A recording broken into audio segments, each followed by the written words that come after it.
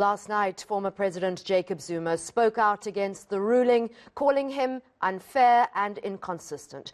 But this weekend also saw an online rally appealing for Zuma to respect and abide by the court's judgment. The Defend Our Democracy campaign also described last week's Constitutional Court ruling against former President Jacob Zuma as a watershed moment in the country. One of the people lending his voice to the campaign is former Cabinet Minister and Zuma's former spokesperson, Maharaj. He now joins us live from Durban. Mr. Maharaj, it's great to have you on air. I mean, I remember the days where we used to phone you almost 24 hours a day trying to get some sort of comment from the presidency. And you were a staunch ally and supporter of Jacob Zuma, a very old comrade of yours.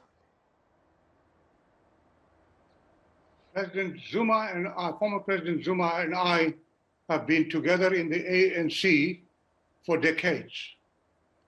Therefore, I think that the relationship belongs to the fact that we were members of the same organization and the same struggle. Mr. Maharaj, you know Mr. Zuma very well. Has he over the years changed somewhat that's brought you to the situation you're in now, where you're speaking out against his behavior? It's not a question of a change. I think all of us have gone through a process where you will recall that President Zuma ascended to power in the ANC on the basis that he wore the mantle of fighting the abuse of power that was taking place at that time. And I think that the facts relating to that are incontrovertible.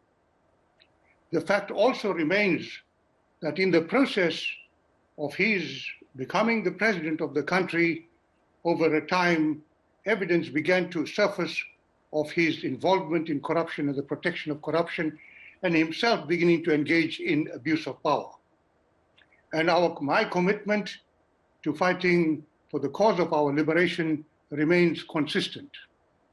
So that's where I stand on the matter with regards to my relationship.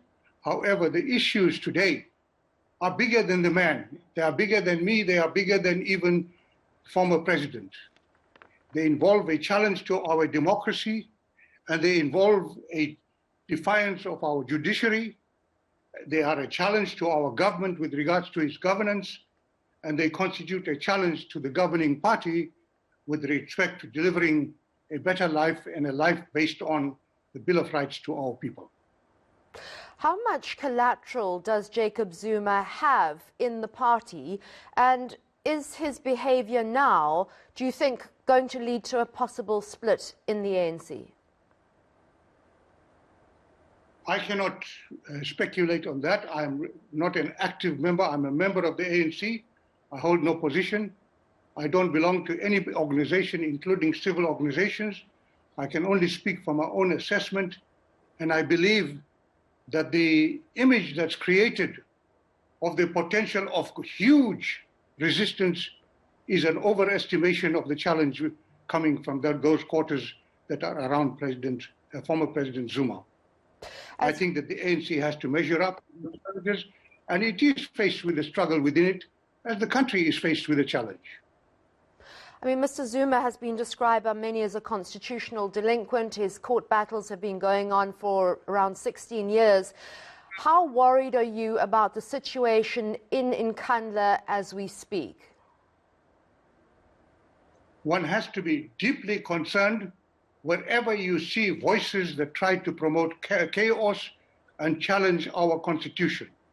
Nowhere can we take those challenges lightly, but we have to be very careful and sober in assessing the nature of the threat and the strength of that threat.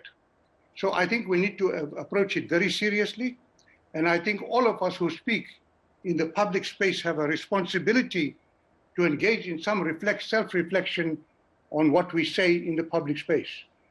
I'm not here to throw epithets and derogatory terms at anybody, but I believe that it is important to recognize that former President Zuma has chosen to go to the Concord to make a representation that he was invited to make. However, I welcome his statement that he is committed to the rule of law, but if he is committed to the rule of law, then what he is failing to do is to commit himself to the outcome, because you do not commit yourself to court on the basis that the outcome must only be in your favor. Mr. Maharaj, as you said quite rightly, this is about more than just the man. But as a comrade, a former colleague, an old friend, what message would you like to send or say to Mr. Zuma? Respect the Constitution, abide by the judgment of the judiciary, face the fact that if you are a true servant of the people, do not do what I saw yesterday. Do not, in the name of fighting injustice, endanger the lives of all those who support you, and as well as the public at large, by refusing to be able to say to the people, abide by the rules of this pandemic, because we face one of the greatest threats to the lives of our people today. And anybody who claims to stand for injustice must stand up and see that you mobilize the people to protect them. No person claiming the cause of injustice can perpetrate and sacrifice the lives of our people. So that is a critical message, side by side with the need to uphold the Constitution, respect the rule of law, and abide by the authority of our courts. Can I ask you one last question, Mr. Maharaj? Is this a painful moment for you? Of course it is a painful moment when we see fellow freedom fighters fall by the wayside. And when we see that when they do fall or stumble, there are those who fail to pick themselves up, those who fail to be able to look at themselves and engage in self-correction. That's a painful moment. One cannot forget the price and the participation he engaged in the struggle, the sufferings that he underwent, and the sacrifices that his family made. But none of that can offset and justify then the undermining of our Constitution and undermining the rule of law, or placing oneself above the law. Thank you so much. That was anti-apartheid struggle stalwart and former Cabinet Minister, Mr. Maharaj, and former spokesperson and old friend of the former President, Jacob Zuma.